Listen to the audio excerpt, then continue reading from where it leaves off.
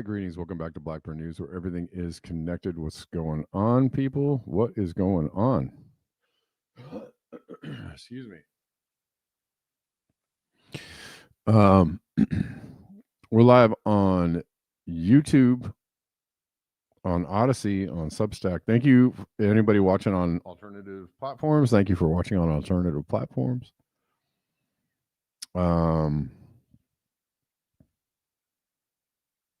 Yeah. Excuse me. My God. Hello. I'm waiting for people to get in here. I don't know. It's Monday. Victory, Jen. What's going on? Mr. Wizard. Mr. Wizard, I presume, is on Substack. It's cool. We're rolling a little slow today. It's the beginning of the Thanksgiving week. And I'm sure people are all busy doing things or getting ready to do things. I'm actually going to go out of town tomorrow. So I will not be here after today until I'll probably be back Monday. Most likely.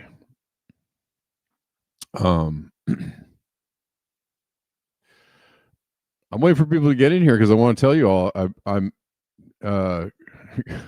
really randomly last night met Peter Kalmus. I suppose it wasn't that random. Excuse me. You know, Peter Kalmus, climate change. He's not really a climate scientist. He is a scientist. He works at NASA, but I think he was more of a climate communicator in the climate communicator club. Anyways, dang it. Peter lived in Altadena for a long time, kind of near where I lived, but I'd never met him. And then I think he moved away at one point, strategically, moved out of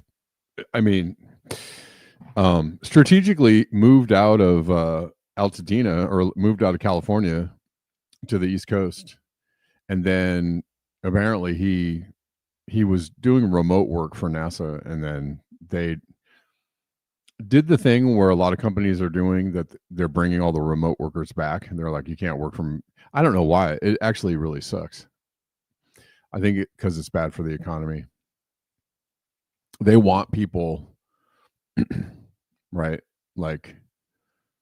I'm sure there's other reasons involved. I'm sure there's reasons of, there's, I guess, a benefit to having somebody physically there, I suppose. I don't know, depending on what the work you're doing.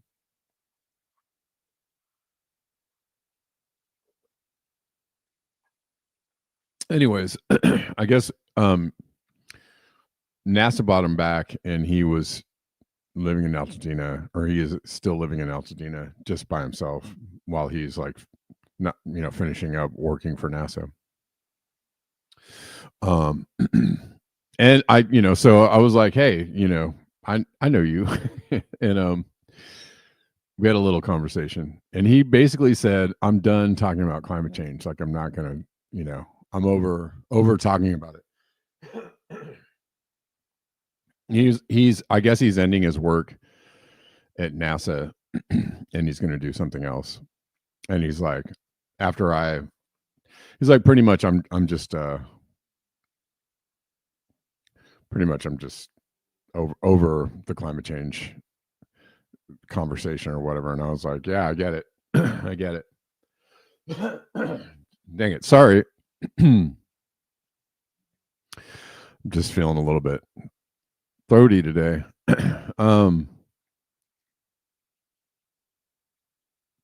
Yeah, and we both kind of agreed, it's really hard to talk about it because people have been thoroughly propagandized that it's a joke or it's not happening, and it's been very effective. And I'm sure that the people, like the conspiracy crowd, like feels proud about this point, but it's, they're kind of to blame, obviously, for mixing up the idea that the elites don't care about you, ergo they don't care about climate change, right? But because they talk about climate change, they have falsely equivocated that with, if they're talking about climate change, that means climate change is false, or it's used as a tool to oppress you. Which is all true, but it's just, you have to separate it from the fact that we are poisoning the planet in many ways, in so many ways. And so I don't know.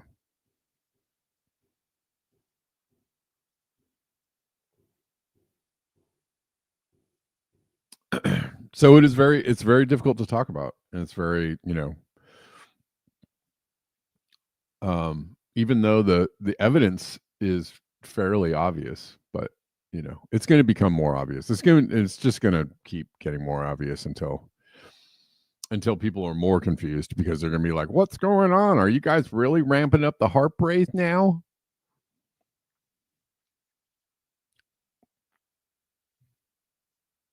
I don't know.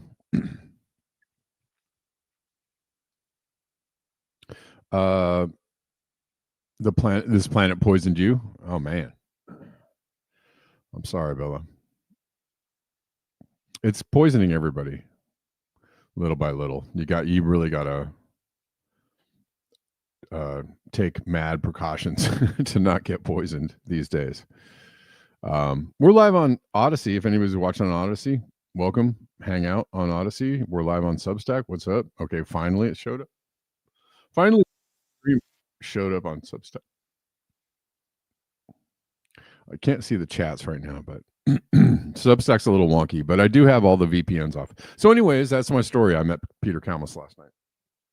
I was at a friend's birthday party, and I was also performing at a friend's birthday party.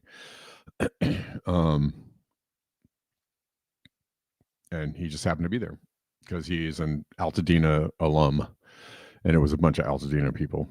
All right.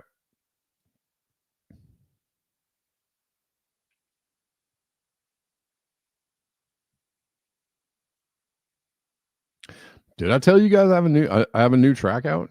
Jeez, I told you maybe last week, but I'll tell you again here. It's a new song out. I'm getting really close to having. I think Reflect the Sun is on Odyssey. Yeah, it was cool. He's a good guy. He's a nice guy. I think actually,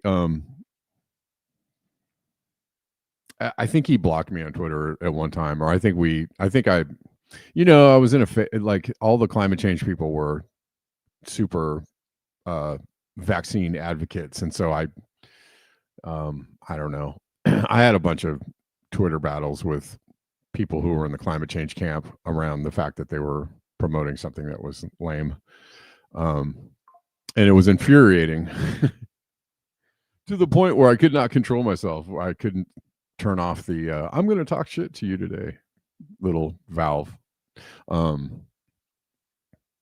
We have our days. Anyways, he was a good guy.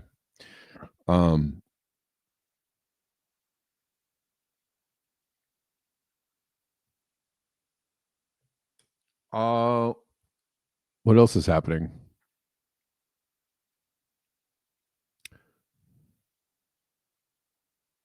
Yeah, I don't know how to correctly talk about the climate change thing without I don't know. I guess I've just been talking about it in terms of we are poisoning the planet. I feel like that's easier for people to understand. If you're skeptical, or if you're like, no way, climate change, no way. If you're one of those people, like, okay, well then just consider the fact that we're poisoning everything with our constant dumping of chemicals and trash and looting of the forests and mining, digging everything up under the sun, and sucking all the oil out. Like all of these things have a externality, and that externality is destruction, environmental destruction.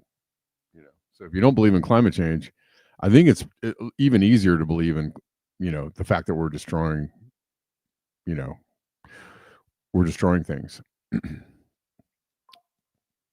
And on top of that, our ever widening encroachment into the wilderness and into forests and into the land itself is having knock-on effects on the rest of the web of life. And that's just a deeper conversation that people, when you're just like, it's very effective because they have distilled the climate change conversation down to these very small talking points of like, climate change is dumb, and like CO2 net zero means there's no carbon, and carbon is part of like the dumbest of all talking points. I wish I could have a conversation with Charlie Robinson, because I think Charlie's a smart guy, but the way he talks about climate change is real dumb. And like, I would like to talk to him about it, on another level, or like have a conversation. And it's like, hey, how about steering it away from the talk about carbon, or the talk about climate change as a propaganda tool, or climate change as a climate change TM, or whatever. Yeah, it turns out that burning things constantly is bad, right? I mean, if you think climate change is fake, like, just think about standing in the middle of a freeway and just inhaling everything that's being pushed out in the atmosphere. Right? People that live next to freeways have incredibly high cancer rates. Why is that? Because they're getting constantly bombarded by what? Exhaust and all kinds of chemicals and all kinds of residues and all kinds, just all the things that people that live next to refineries have, and chemical plants, and they have higher rates of, and nuclear plants, they have higher rates of cancer and all kinds of diseases. Golly gee willikers, that's a direct correlation to the idea that these things are poisonous to you and your kids.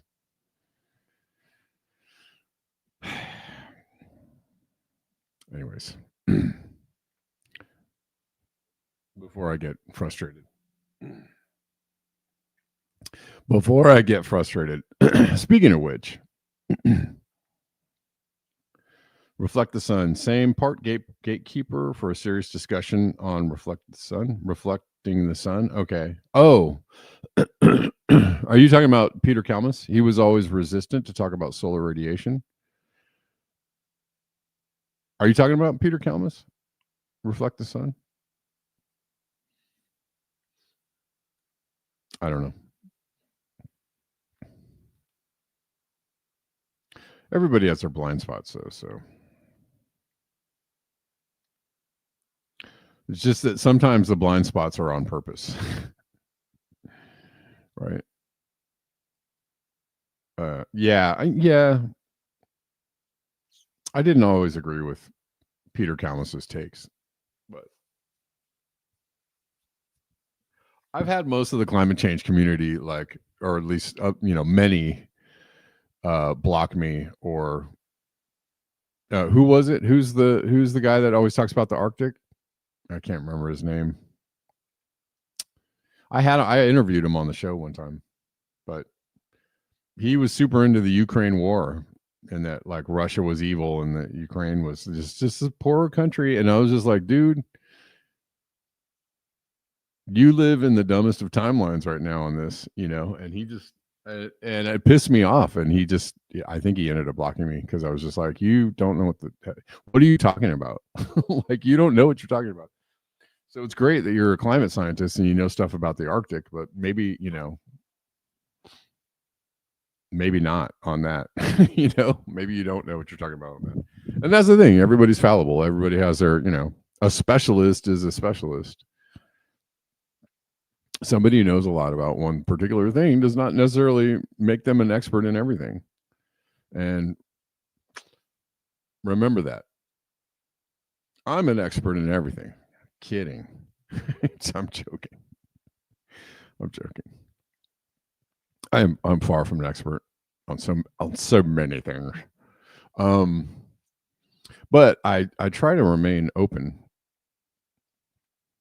and and in a state of learning and comprehension. That's what I try to do.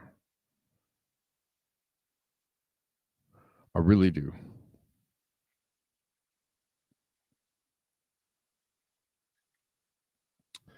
All right, guys. Sorry. Let's talk about some news. It's 12:20. Oh, it's 12:20, and this is going to be my only show for the week, which makes me a little sad, honestly. Hold on 1 second. Hold on 1 second, please.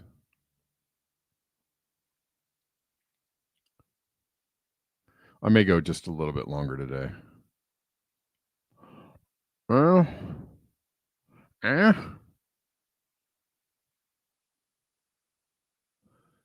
Okay. Okay. Okay. Okay. Okay. Okay. Okay. Peter Kalmus didn't want to discuss geoengineering options. And I'm sure he probably wasn't a fan of understanding that geoengineering is already going on. Or, at the very least,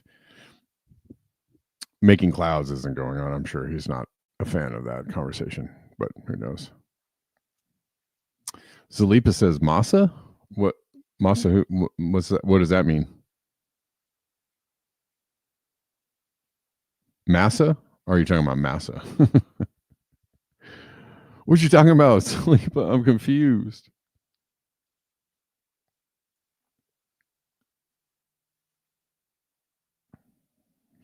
Yeah, well, we also talked a little bit about like flying. He said like he quit flying for a while,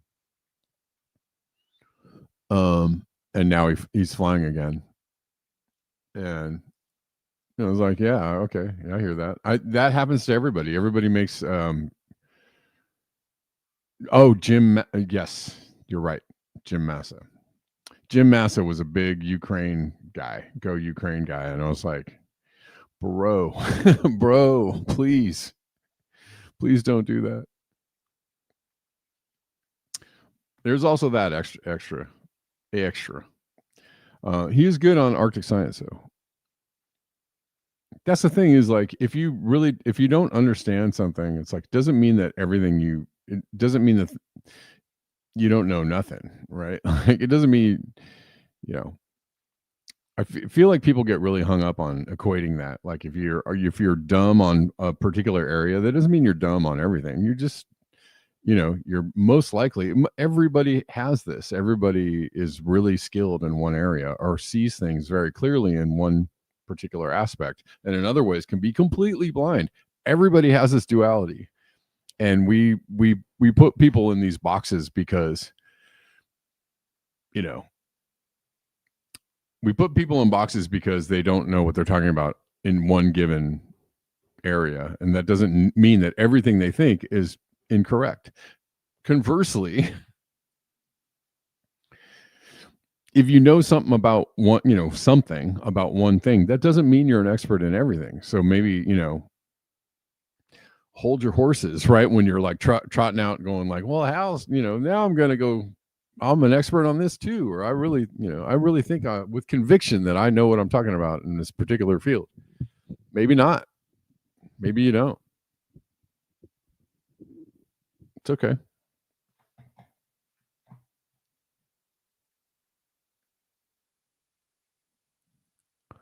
It's okay. It's really okay.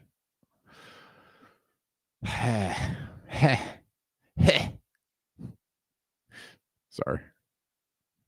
Man, I've been blabbing too much. I'm sorry. Pardon me, guys. Iran is really going to run out of water. Are you guys mad at me because is are you all mad because I keep talking and I don't cover any news? I think some people are like, shut up.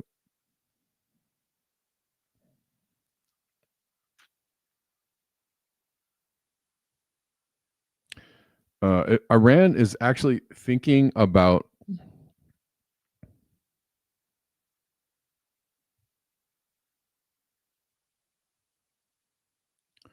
moving the city. Yo, Iran's capital must be moved because the country no longer has a choice, says President Masoud. Hold on one second.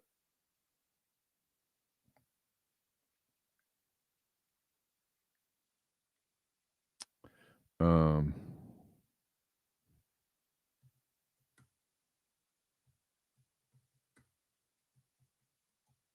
this isn't really getting a lot of news, a lot of coverage in mainstream, I don't think. Am I seeing any? I'm seeing a few. There's article in Scientific American, futurism. Okay, so they're kind of starting to pick it up. Newsweek. Oh, this is old. Hold on. This is from Daily Mail. Daily Mail. Iran's president says capital must move from Tehran because it's running out of water. Masoud Pezeshkian said Thursday that the country's capital should be relocated away from Tehran because of overcrowding and a deepening water crisis. Pezeshkian has raised the idea of moving away from Tehran before, with rainfall in the capital this year at its lowest level for a century.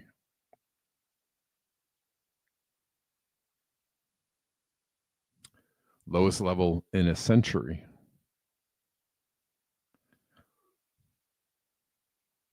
But it's just, this is natural. This is, the climate is always changing. You know, that's why they changed the name to climate change, so that people could obfuscate the reality of it. We can develop, but we cannot solve its water problem. The reality is that we have no choice. The relocation is a necessity. We cannot overwhelm this region with more population and construction, he said. He hates humans. I don't think so. I think he's trying to actually fix the situation or address the situation in a realistic way. He's talking, it's Malthusian. I heard somebody talking about, I think it was Charlie Robinson talking about, you can fit all the people on the earth on the square footage of New York City or something. I was like, was it Charlie Robinson? I don't know. I was just like, whoa, yo. The dumbest of all takes. The absolute monumentally stupid of all takes when people say stuff like that. Or the state of New York. I don't know what it was, but it was like, dude. Do you know what it takes to keep a city of like 8 million or 10 million people alive? Like the resources it takes just for one city. Like if you added up all the shipping and water delivery and trash hauling and electricity generate, like everything, if you added up all the resources it takes to keep a city of 10 million people alive, it's gargantuan. And we're doing that all over the planet. That's why the planet is suffering. It's not about the number of people. It's about the resources, which is such a dumb take that I almost feel like it's on purpose. Some of these takes are so stupid. It sounds on purpose because you're cartooning everything and then saying everything's a cartoon.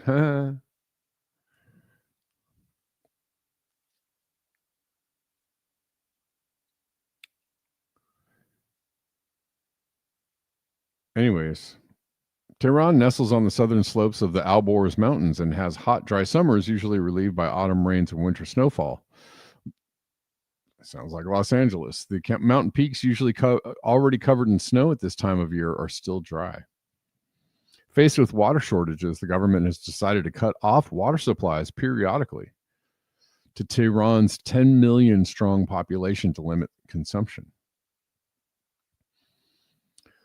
Pezeshkian's evacuation idea had drawn some criticism, including in local media. The reformist Ham Meehan newspaper branded his remarks a joke.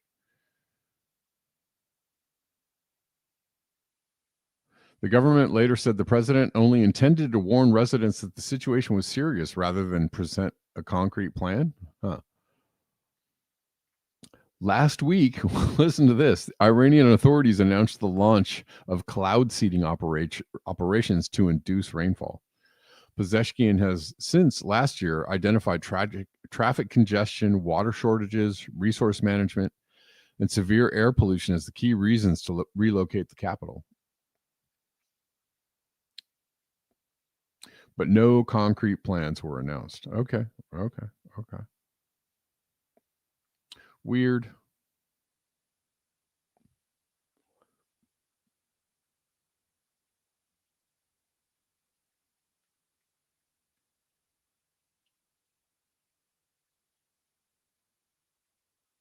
John says we have micromanaged every square foot that is feasible to do so.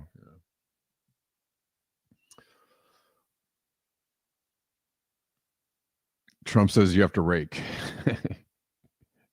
You got to rake the forest.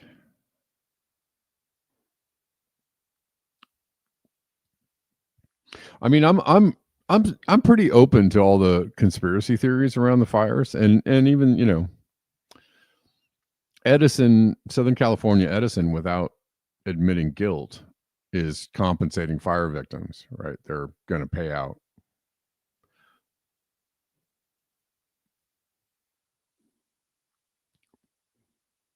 They're settling with the fire victims, basically out of court. Is what they're trying to do. But even without all that, like the conditions in which it happened, the fire happened, were pretty extreme. I did like insane 80-mile, 100-mile-an-hour winds for like 3 days straight, and it was extremely dry. And the factors of how the fire started, are relevant, but it's the conditions in which it started in that actually made it the thing that it was. So, you can't really separate those two things.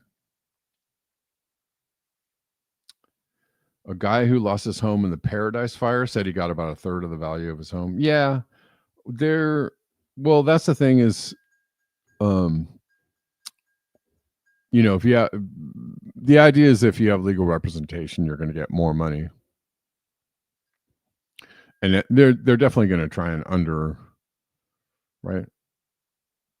undervalue your damages.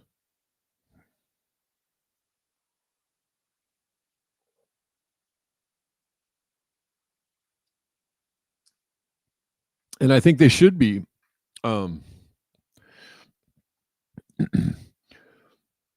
they should be held to account, and they should keep their equipment up to date, right? Instead of taking profits or milking everybody for more money every year and then taking more profits.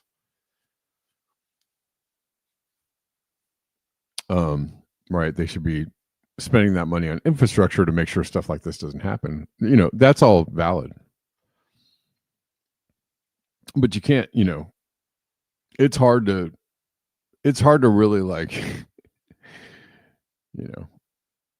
is it too late to bury the electrical lines? All right. Exactly.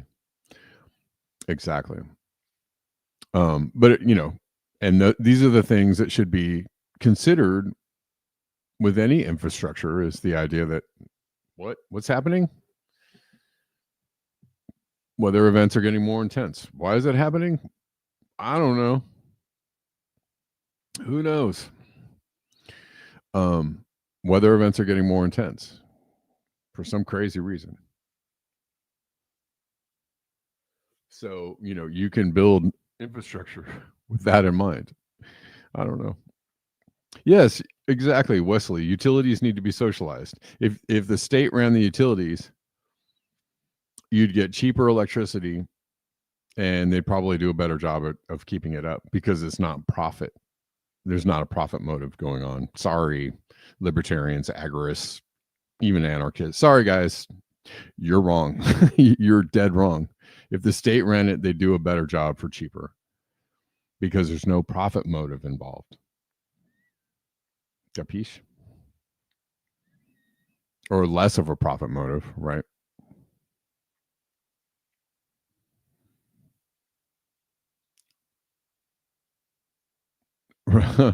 Maybe the warmonger's plan is to nuke the desert in Iran to cool the planet. I mean, it's on the table. Yeah, reflect the sun. That's what's happening. But everybody's got a theory, right? It's a pole shift. It's a boopity bop. It's a kind of cosmic rays, and all of those things are in the mix. But like, I don't know. Totally not our fault. The fact that we have, quadrupled or whatever it is, or octupled our population in the last 100 years. No way. That has nothing to do with it.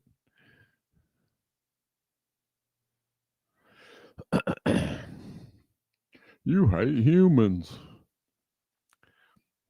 Sure. Yeah. Maybe I just don't like the way that they operate. Like maybe they could just operate a little smarter. It's not about hate. It's not about hate. It's just like maybe y'all could do it better. Humans. Maybe you could just be a little less, a little less stuck on stupid. You know? Is that too much to ask? Is that too much common sense for you? For you? What else is going on?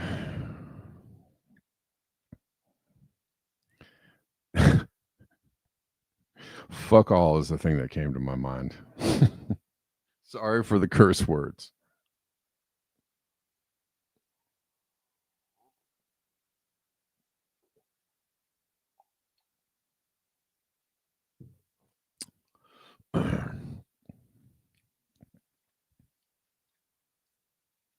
The only evil on earth is human. Well, and along with that, we're the only ones that actually, is there an evil? There's no concept of evil that you can apply to the animal world, their animal kingdom. It just is. It just operates the way it operates, right? There's no good or bad. There's just, you know, nature just does its thing. And it does it pretty well, right? So I think on the whole, people are like, yeah, there are people there. You don't like snakes or alligators or something like that, but like it's all doing what it's supposed to do. We're the only ones that can, conceptualize evil and also carry it out.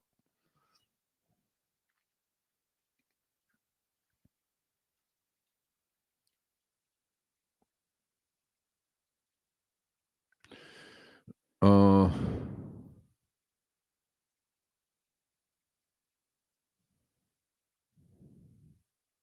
Chihuahuas are evil. Indeed.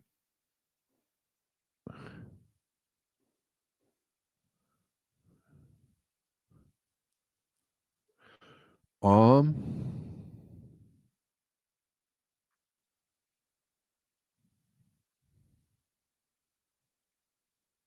that's neither here nor there.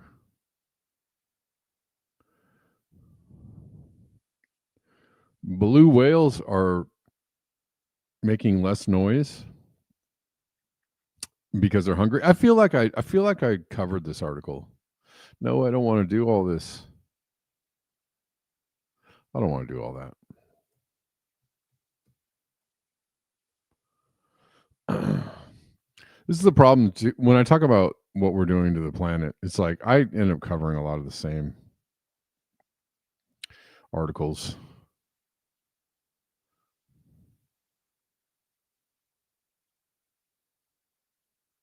Can we see it here? No, that's the one that This is, fairly recent though.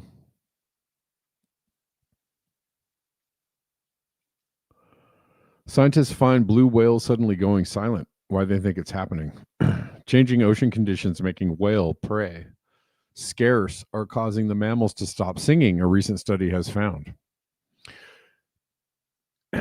You wouldn't be singing too if you're hungry. Researchers at Monterey Bay Aquarium and the Cascadia Research Collective and other national institutions spent 6 years monitoring the acoustic sounds of blue fin and humpback whales off the California coast.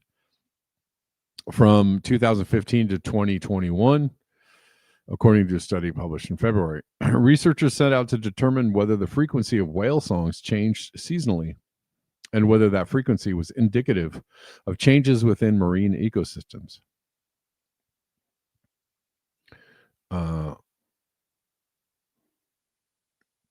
Let's see. More time hunting, less time singing.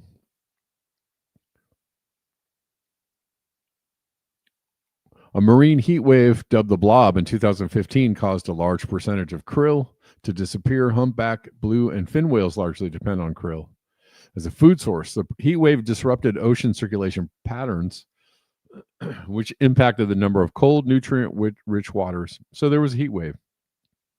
This led to a scarcity of food supplies for fish, seals, penguins, and whales.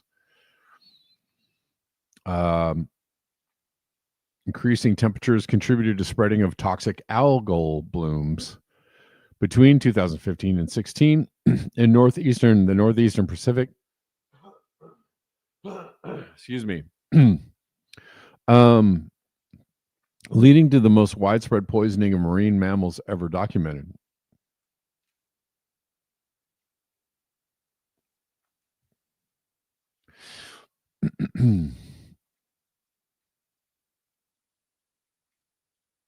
As humpback whales can switch between feeding on krill and fish, they experienced the most positive song detection trend through the 6-year study. However, blue and fin whales, which are larger than humpback whales, did not exhibit the same positive trend. The two species are more specialized in foraging for krill. With a declining population, they were forced to spend more time hunting, less time singing.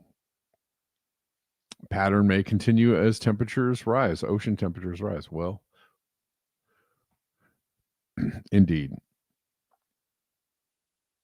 I see that everybody like up the video wherever you're watching. Please and thank you. I see that YouTube is up to its own. It's old. Its usual tricks. There's more people in the chat than they say are watching. My God. YouTube. Get it together, yo.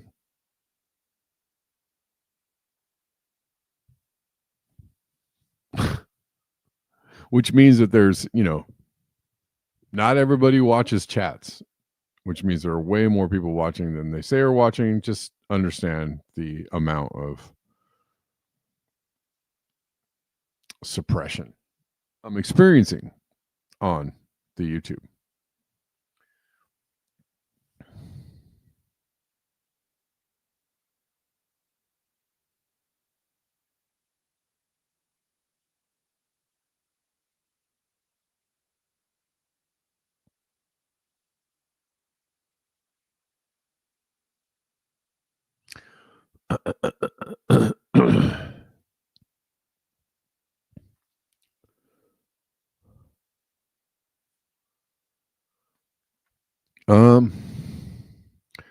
This is a switching gears. This is a wild story because it was revealed Twitter, I don't know, changed their settings and basically all the accounts were you could see where the accounts were being operated from on Twitter, I guess. There was a location, I guess, involved in where everybody's at. I don't know if I didn't even check mine, see if it was telling people where I'm at. Who knows? It says Los Angeles. I'm in Los Angeles, but The Department of Homeland Security had its location as can you guess where? Israel.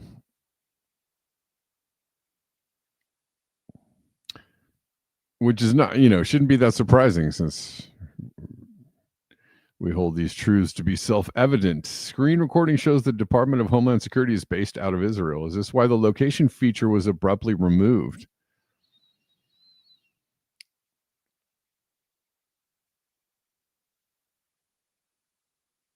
At least there. I guess here, date joined 2008 Israel. What? What? No way. More from this about this. MAGA world is losing its mind because X just revealed that massive, heavily monetized pro MAGA accounts. So goes on. It goes further than just the Homeland Security. These fake influencer accounts, right-wing influencers, are also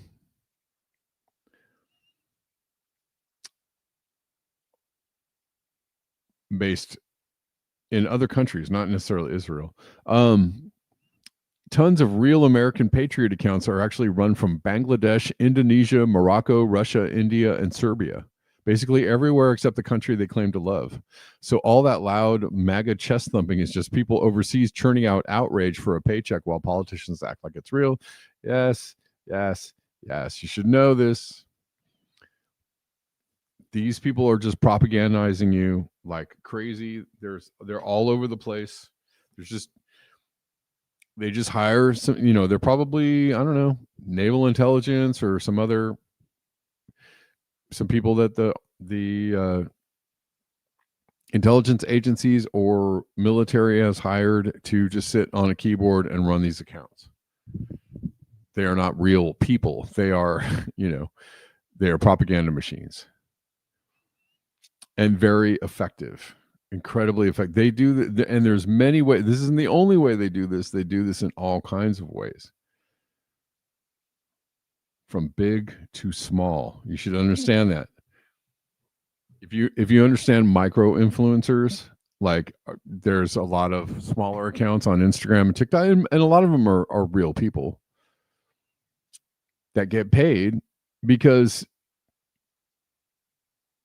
the data shows that people respond to authenticity. So the smaller, the less, popular, the less like big these accounts seem, they can actually seem more authentic to people. So actually a lot of companies are targeting smaller, I don't know if you want to call them influencers, but smaller accounts for people to do ads for them because they seem more authentic and they can be more effective in reaching people and getting through the algorithms. If you understand how that works, then you can also understand that works with propaganda too. That works with journalists. So I'm not really saying for sure about, I don't know anything about anybody on a personal level. I don't know. But I'm pretty positive that out there among the super authentic, outside alternative conspiracy theorists, super, independent journalists out there, I'm positive some of those people are being paid to couch things in a certain way. And it's super effective because everybody's like, I love this dude. He's just a real cat. And he just like smokes weed and like lives in his, whatever, lives in his mom's basement or his girlfriend's garage or wherever, just like he's just a real dude. He's just a real ass cat just talking about real shit. Okay.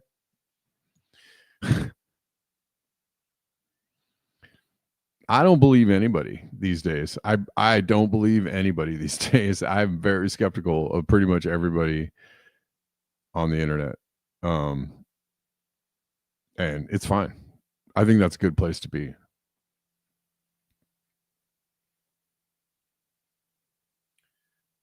Cut it out. Oh, somebody trying to call me. Sorry, guys. I hope that wasn't a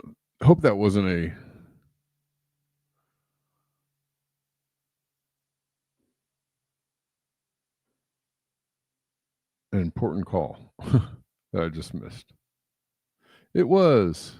They're always calling me at the wrong time. All right, I'm gonna whatever. Frustrations.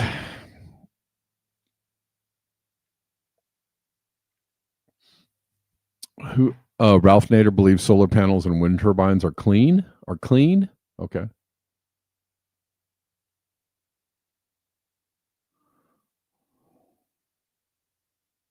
Mossad agents are getting mullets now. Sure. Sure. The Last Watch. What's up? Trumpenstein is the most astroturf politician in history. Yep. Yeah. Desert Manters. What's up?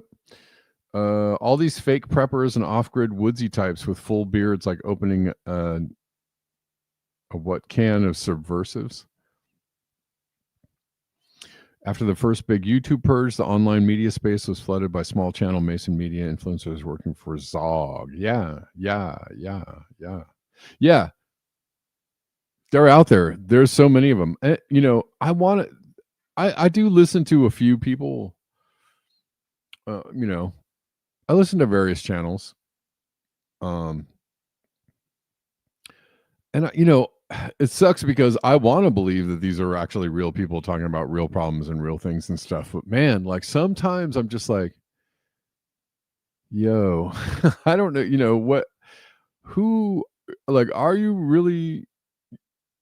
I don't know. I just don't believe, like, some of the people I'm just starting to like not believe at all. I reach a point listening to some people where I'm like, all right, I believe that this is actually not. But some of it can be very misleading because it really feels really authentic. This is awful authentic, but more and more I feel like I've been I don't want to be right about this, but I feel like time will tell. I don't want to be right about it. Denver says it is a bit of a paradox because we must be discerning and rational while skeptical. Little is ever achieved without cooperation and trust on someone. Yeah, man. That's what's messed up, is that they're actually playing on people's trust. They're playing on people's, like, we are the people banded together, to be on the outside and against people, right? They're playing on that whole, man. I've actually, experienced it in my life. Like in real life, like people will present themselves as a certain kind of person in a certain way, and it can be very convincing, especially if it's like somebody you're romantically involved with or some,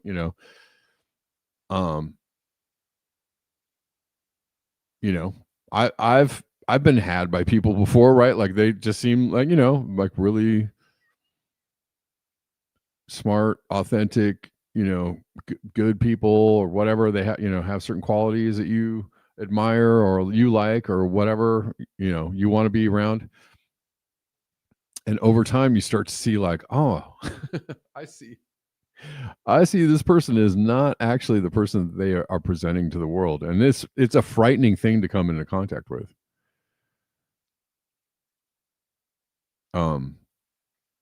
In real life. And I've been coming into contact with it on the internet, like more and more and more and more and more, to the point where I'm like, well, I don't know. I don't even know.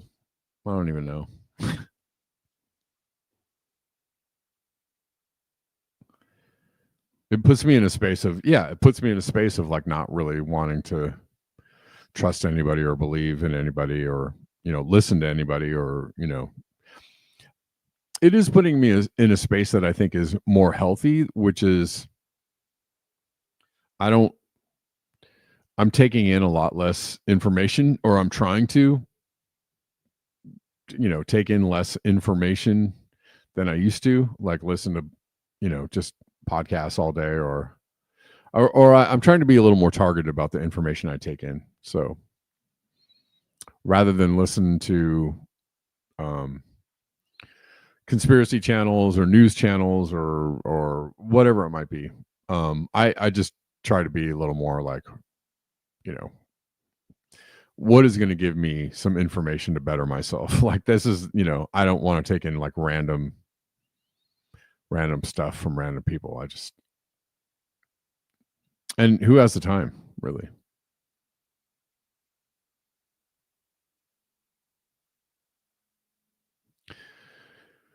All right.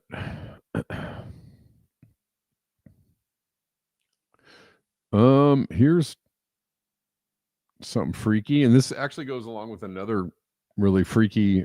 By the way, guys, if you want to support the show, I don't want to say this earlier than later. If you want to support the show, there's links in the description box of whatever channel you're watching. Trust but verify, exactly. Narcissism is rampant, exactly. Narcissism is widespread on a cultural level right now. It is everywhere. The narcissism of not just look at me or listen to me, but like more so the narcissism of I'm presenting myself to be a person that I'm not. I am wearing the clothes and the actions and the mannerisms of somebody who was elevated and knowledgeable, and really I am a broken, traumatized 4-year-old inside. But like some people are really good at putting on this mask. It really freaking good at it. Desert Mantis, I reduced my screen time by 50. Good job. Yeah. I'm also really trying to do the same, or just being just intentional. If I'm going to take something in, I want it to be I wanted to give me I want some value from it, not just time suckage. All right. DARPA funded Harvard scientists are working on placing humans in suspended animation. This actually goes along with another post I saw about another post that was talking about the future of incarceration. So they were going to like put people into these pods, and in 3 minutes they were going to give you the feeling of being incarcerated for like 10 or 20 years and give you like the remorse. And somehow this is going to make you like rehabilitate you, but like quickly. And so they were talking about the idea that in the future you could either do the actual real time, which will be, they'll make that time really huge, like 20 years for stealing a candy bar, or you can go do this thing that'll take 3 minutes, but it's going to like reprogram you a little bit or a lot. Which sounds really frightening, right? DARPA funded Harvard scientists are working on placing humans in suspended animation.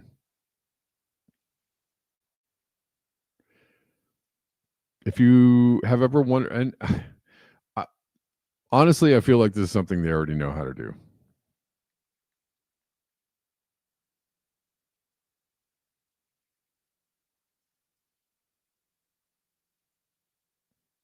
Yeah, JMW. Yep. Okay.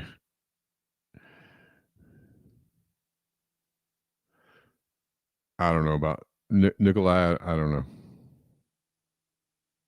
How about the planet for the people?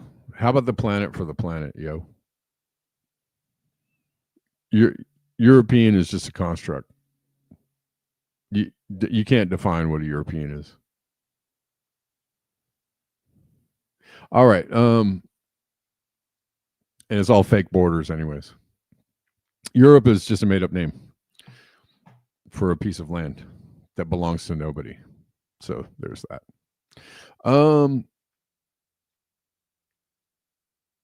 If you ever wondered how we were supposed to shut people down in suspended animation for years in order to send them into space or colonize Mars or other habitable planets, the answer is we're working on it. Of course you are. More specifically, scientists at the Weiss Institute for Biologically Inspired Engineering at Harvard University, with little help from the Defense DARPA biostasis program, are working on it, not just for that particular purpose yet. Interestingly, it could all just come down to a drug called donepezil, which has already been approved by the FDA to treat Alzheimer's disease. Plus, it's already worked on tadpoles. So sure, humans are the next logical step, right? Donepezil has been used worldwide by patients for decades, so its properties and manufacturing methods are well established. Lipid nanocarriers, take note, similar to the one we used, are also now approved for clinical use in other applications. Really? Nanocarriers. Weren't there lipid nanoparticles in the shots?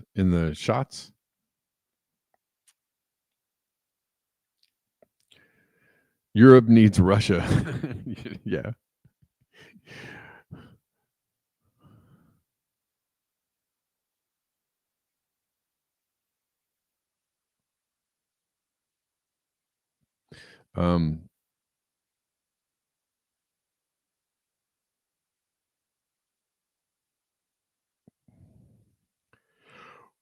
So a study demonstrates that an encapsulated version of the drug could potentially be used in the future to buy patients critical time to survive devastating injuries and diseases, and it could be easily formulated and produced at scale at a much shorter time scale than a new drug. Sure, sounds good.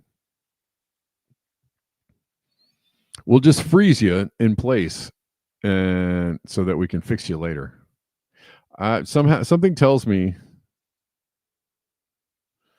that this is going to be used nefariously, right? Because it always is.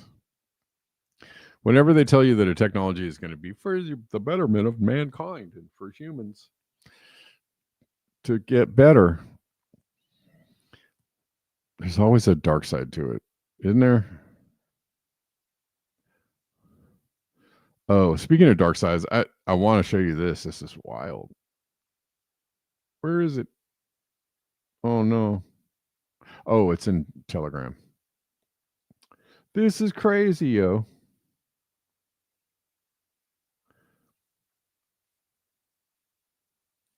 China built a cannon that fires at 7 times the speed of sound. I think this is along the lines of like the Russian. Look at that. What's the Russian weapon that they keep talking about? They have some kind of advanced weapon that nobody has defenses against, but they haven't like marched across the planet taking every country under its domain, because Russia's just so evil. They just take places like Germany, right? And supposedly they have this like advanced weapon that nobody has any capabilities of stopping, and so there they go, just marching across the planet, taking over other countries. No, that's not happening. I don't know. Hypersonic, yeah. I don't know what it is. It's not hypersonic or well, this is a different technology, but it's many times the speed of sound, basically. And this is something that people have been talking about for a long time. It is a rail gun. Y'all heard about rail guns? Although I heard that we had rail guns a long time ago, like that you could shoot a rail gun from space, that they already had rail guns, which I wouldn't doubt that they already have like rail guns installed somewhere in space, and that they could take anything out at any time. I don't know. But this is an example of a railgun, which is, it's wild. Like you can see how freaking fast it moves.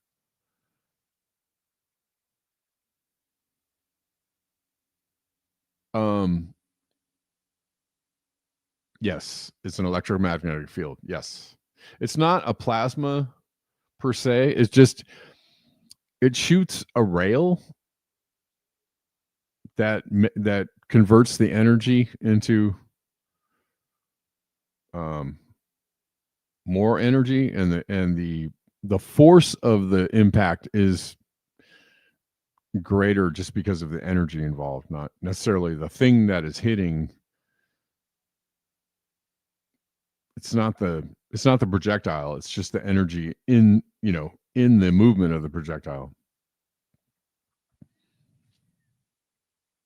See the ball that stays still in front of the oh yeah, right. It is plasma.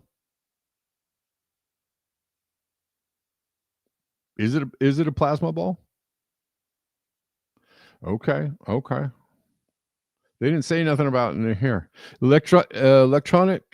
Electromagnetic railgun accelerates a solid projectile using nothing but electricity, pushing it to nearly Mach 7 in a fraction of a second. At that speed, the projectile isn't relying on traditional propellants at all. The kinetic energy alone becomes a destructive force. Railguns work by sending an enormous electric current through two parallel rails. When a conductive projectile completes the circuit, it's launched forward by a magnetic field strong enough to generate millions of watts of instantaneous power. They didn't say anything about plasma in here, so I don't know. If that's what a plasma ball is, I don't know. Are you telling me that's what a plasma ball is? I don't know. That amount of kinetic energy makes plasma. All right. Plasma balls are purple, white in color. I'll show you plasma balls. Stop it. All right, here we go. One more time. Golly. One more time. What? Sure looks plasmonic to me. Plasmorkel.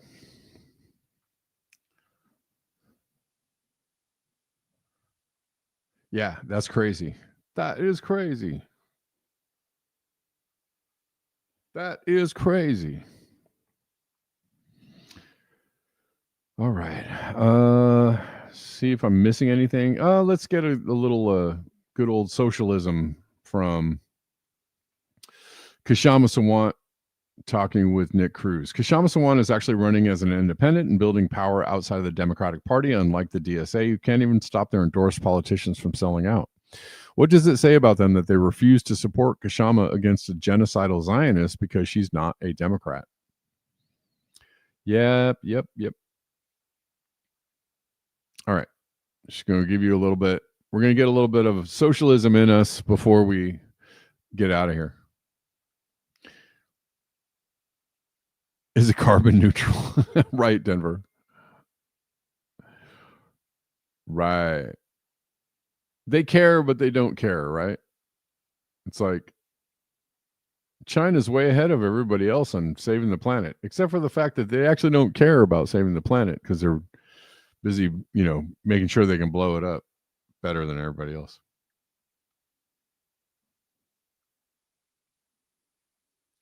Mamdani himself said from the meeting, when he was asked by the press, he said that he is, and this is a quote, really looking forward to delivering for New Yorkers in partnership with the president on the affordability agenda. Are you fucking serious? Trump has just spent this whole year royally screwing over tens of millions of Americans, from his vicious attacks to Medicaid and Medicare to his assault on immigrants. Literally every day, there are TikTok videos of young and older people alike, many of them in tears, talking talking about how they're breaking down from the financial ruins that their lives are in, despite them working often 2 or even 3 jobs. There are so many videos of young people saying, I don't know how my life turned out like this. What kind of world am I living in? I can't pay my bills even though I go to work every day and I'm not doing anything extravagant. That's the economy for tens of millions of people and their families. And Mamdani is talking about building an affordability agenda with this president. I mean, this is taking Mamdani's strategy of so-called, charm offensive, as the New York Times said, to absurd lengths. But this is not funny. It's not funny. It's a joke on the working class. It's not even neutral. This is the exact opposite of what's needed for the working class. And most importantly, it sends the wrong message. It is miseducating working class people. It says that all we need is for our progressive, quote unquote, progressive leaders to suck up to billionaires and their representatives, and our lives will get better. What that is. I mean, it sounds like some pretty traditional blue dog Democrat talk, right? Yeah, China generates way more electricity than us. Vote harder.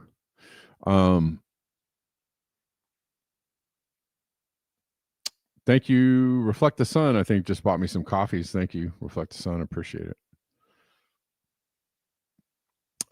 If anybody's in Oregon, I'm going to be playing a show on Wednesday night.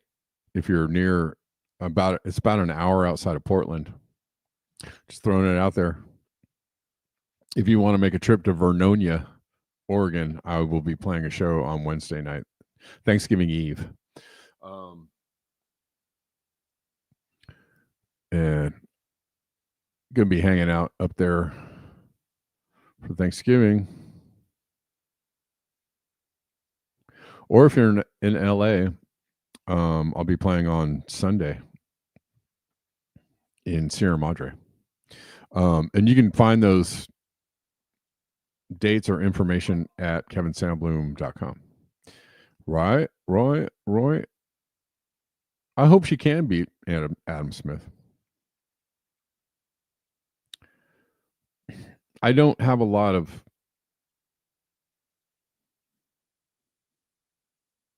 I don't have high hopes, but I hope she can. They must be controlling the position of the plasma ball to move in front of the cannon, or else the plasma would destroy the cannon. I would think so. That makes sense to me. No, Salt Lakers, absolutely not. That's it. You're blocked.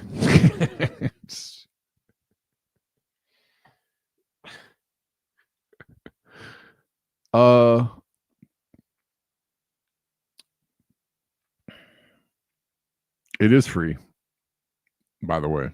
So, all right, guys. That's it for me. I'm going to see you. Y'all enjoy your Thanksgiving, whatever y'all are doing. Feast or nothing. If you're just trying to stay out of all of it, then have fun doing that too. Be safe. I'll see you next Monday, which will be December 1st, I think. Is that right? Yep. I'll see you on the 1st. All right, guys. Peace out. Enjoy. And as always, beware the ball.